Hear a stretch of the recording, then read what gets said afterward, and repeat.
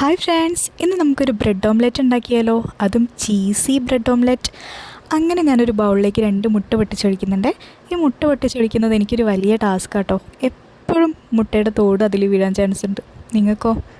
അങ്ങനെ അതിലേക്ക് ചെറുതായി അരിഞ്ഞിരിക്കുന്ന സവാള, തക്കാളി, കുറച്ച് മല്ലിച്ചപ്പ്, ആവശ്യത്തിന് ഉപ്പും കുരുമുളകും ഇത്രയിട്ട് നമുക്ക് നന്നായി ഒന്ന് മിക്സ് ചെയ്തെടുക്കാം.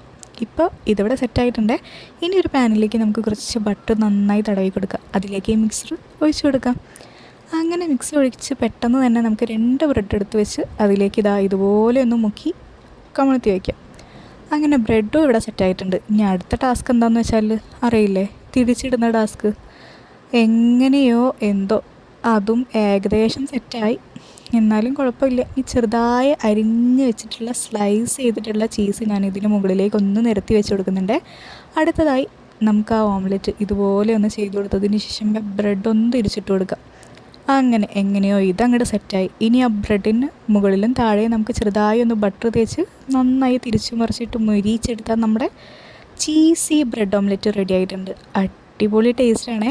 എല്ലാവരും ഒന്ന് ട്രൈ ചെയ്ത് നോക്കിക്കോളൂ.